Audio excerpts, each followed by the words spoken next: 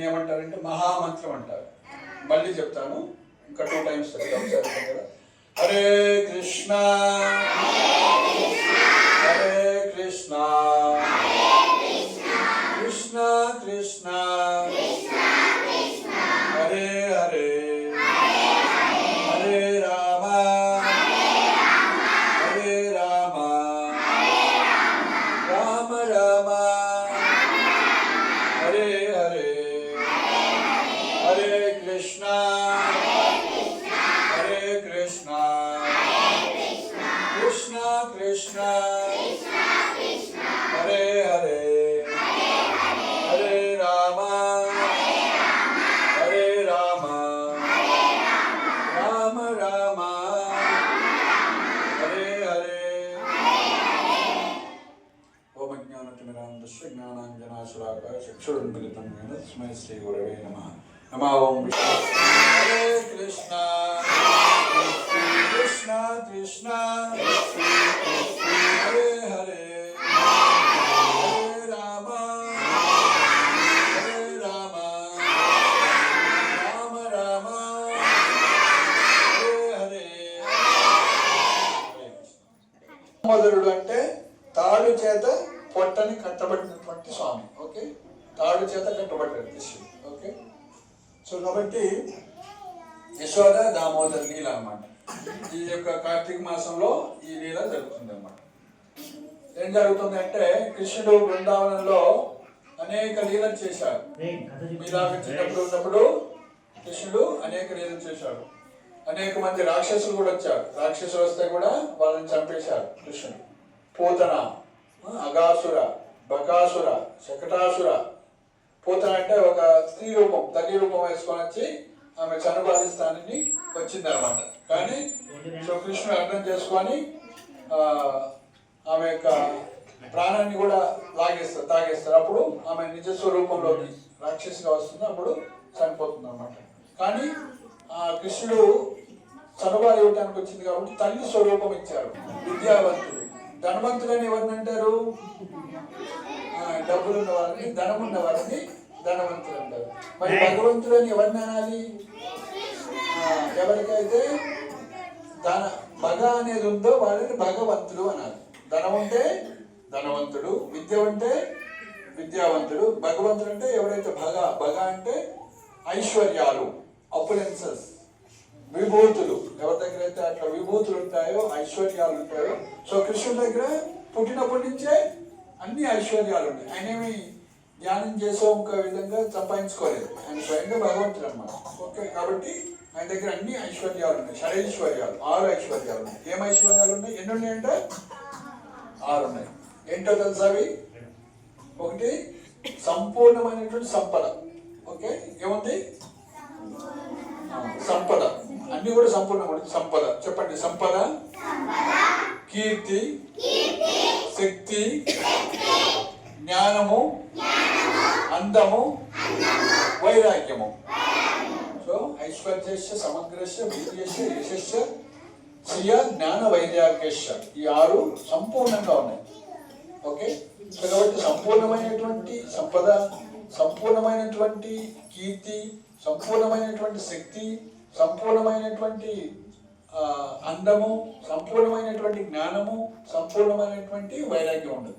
So ఇలా ఎవరి దగ్గర సంపూర్ణంగా ఈ 6 ఉంటాయి. 5 ఉంటే భగవంతుడు కాదు, 2 ఉంటే భగవంతుడు. ఓన్లీ అందము, డబ్బు ఉంటే కుదరదు. జ్ఞానం కూడా ఉండాలి. జ్ఞానం ఉంటే ఒకటే కాదు, మళ్ళీ వైరాగ్యం ఉండాలి, మళ్ళీ శక్తి ఉండాలి, మళ్ళీ కీర్తి ఉండాలి. 3 లోకాలు ఎక్కడ పోయినా కూడా. సో కాబట్టి కృష్ణుడికి అవన్నీ ఉన్నాయి. కాబట్టి ఏమంటాం మనం? ధనవంతుడు అనాలా, విద్యావంతుడు అనాలి? ఏమనాలి కృష్ణుడిని? భగవాన్ ఉంది కాబట్టి అపలెన్సెస్ 5 ఉన్నాయి కాబట్టి భగవంతుడు అనాలి. ఓకే, సో యశోదామాతకంటే పుత్రుడు అన్నమాట. సో కాబట్టి మనం కృష్ణుడిని ప్రేమించినప్పుడు ఏమవుతాడు? కృష్ణుడు మనకి పుత్రుడుగా, ప్రేమికుడుగా, స్నేహితుడిగా వస్తారనమాట. భగవంతుడు మన స్నేహితుడు. మనం కృష్ణుడి యొక్క స్నేహితుడు కావచ్చు, కృష్ణుడి యొక్క ప్రేమికుడు కావచ్చు, కృష్ణుడి యొక్క వాత్సల్య రసం అంటే పుత్రుడుగా, అంటే మనకి పుత్రుడుగా, అంటే యశోదమాతకి పుత్రుడుగా అవతరించారు. అట్లే రామచంద్రుడు కూడా. సో భగవంతుడు ఇలా పుత్రుడు కూడా అవుతుంది. కాబట్టి భగవంతుడు మన సేవకులమే కాకుండా స్నేహితులు కావచ్చు, ప్రేమికులు కావచ్చు, అదేవిధంగా ఈ విధంగా వాత్సల్య రసము, మాధుర్య రసము, సాఖ్య రసము అని మనం దాచడము, పత్రం, తులసి ఆకు పెట్టడం, ఇలా పువ్వు పెట్టడం చేస్తుంటే ఏమవుతుంది, మన యొక్క అజ్ఞానం అంతా పోతుంది. దాన్ని ఏమంటారు మనం భక్తి అంటాం. ఏమంటాం? భక్తి యోగం. సో కాబట్టి మనం అనేక యోగాల్లో కర్మయోగము, జ్ఞానయోగము, ధ్యాన యోగము, భక్తి యోగంలో భక్తి యోగం సులభమైంది, అందరూ చేయొచ్చు కదా. సో కాబట్టి ఇప్పుడు చేసేది ఏంటి, మీరు భక్తి యోగం. ఆ విధంగా కృష్ణుడు ఇలా ఇంటికి ప్రతి ఇంటికి వెళ్ళి వెన్న తలుపులు ఇచ్చినప్పుడు ఎక్కడ పట్టుబడలేదు, కానీ సొంతగా వాళ్ళ ఇంట్లోనే సో పట్టుబడతారు అనమాట. ఏం చేస్తారంటే ఒకసారి కృష్ణుడు ఆకలిగా ఉండి వినాలి, హరే కృష్ణ హరే కృష్ణ కృష్ణ కృష్ణ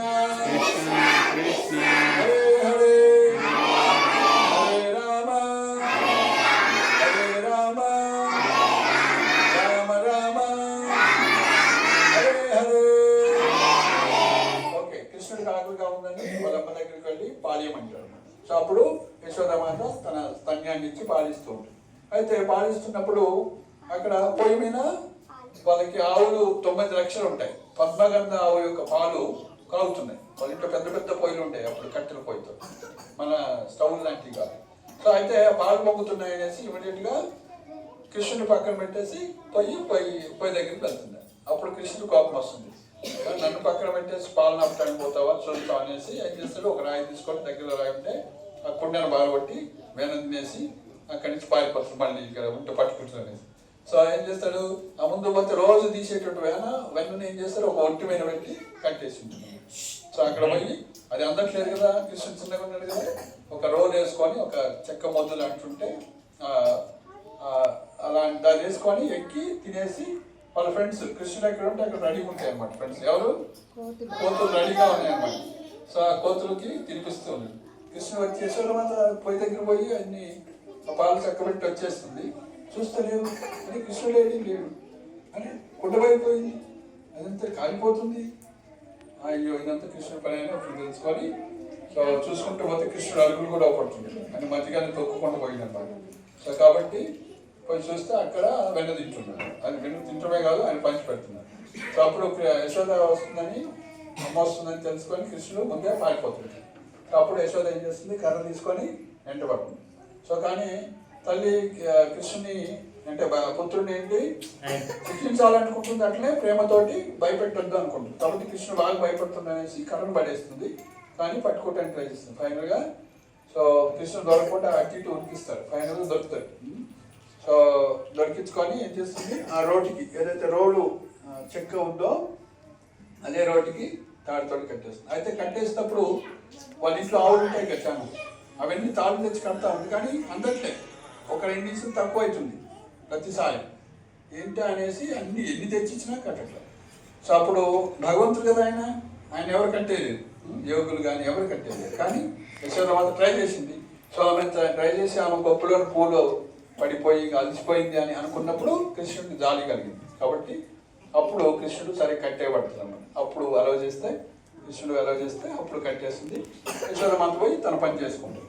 సో అప్పుడు కృష్ణుడు ఏం చేసిందంటే, సో నన్ను కట్టేస్తావు అనేసి ఆ యొక్క చక్రవర్తి కూడా తీసుకుపోయి అక్కడ చెట్లు ఉంటాయి. నల్ల కుబేర మణిగ్రీవాన్ని, కుబేరుడు యొక్క దేవతల ధనానికి అధిపతి కుబేరుడు ఉంటాడు కదా. సో వాళ్ళ అబ్బాయిలు ఇద్దరు నల్ల కుబేర మణిగ్రీవాన్ని, వాళ్ళు ధనం ఎక్కువైందని తప్పుడు పనులు చేస్తుంటే ఏం చేస్తారు, వాళ్ళని నాలో శపిస్తారు, చెట్లు కాండి అని. అయ్యో మేము తప్పు చేసాం క్షమించండి అంటే, మరి ఎట్లా అంటే, సో మీరు సాధారణ చెట్లు కాదు, నందమహారాజు ఇంట్లో కృష్ణుడు వాళ్ళ ఇంట్లో చెట్లు అవుతారు అని బ్లెస్సింగ్ ఇస్తారు.